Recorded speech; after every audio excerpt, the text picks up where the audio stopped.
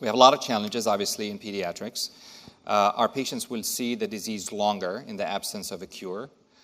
If we treat them with a medicine, especially medicines or nutritional therapies that work, they're going to be exposed much longer than adult patients to this treatment.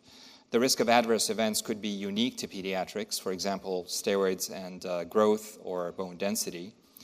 And also, there is an inherent risk of a lot of the studies that we may do for those patients, not just anesthesia or endoscopies or colonoscopies, capsule endoscopies, enteroscopies, but also radiation from the multiple use of CTs. And a developing body with multiple multiplying cells at the same time could be more sensitive to the effects of radiation at any point in time.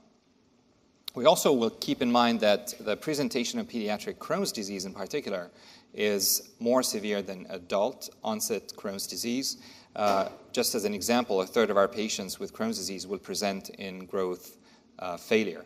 So it emphasizes the need for not only early diagnosis, but also early effective therapy, and that would be what I hope to cover today.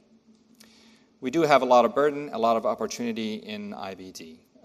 Obviously, we have to define what our goals of therapy are and stick to those every single time we see our patients. And the strict definition of remission should be the absence of symptoms, absence of any growth slowdown, a complete normalization of labs, because that goes along with a deeper degree of healing, normalization of bone density, support in achieving complete normal psychosocial development and growth. Also keeping our patients steroid-free, and I'll explain why in a few slides. And also some focus on mucosal healing and the concept of changing the natural history. We also have to keep in mind that as much as we'd like to think so, IBD does not end at the age of 18 to 21 years when we transition our kids.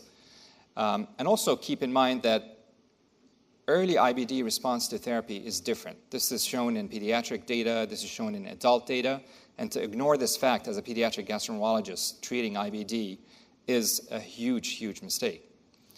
Now also, changing natural history may depend on how the early treatment of IBD goes, and that's really a window that we can capitalize on in pediatrics, since 1 out of 4 individuals with IBD present in the pediatric age group.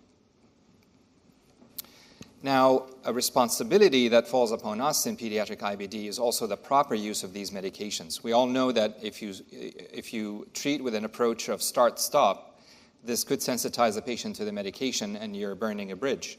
If you underuse a treatment that was not effective, that takes one option off of your hands as an adult provider when you receive those kids. So it's a responsibility to use the best medicine, the best treatment at the best form before saying this worked or didn't work, so we keep all our options open when you receive those kids later.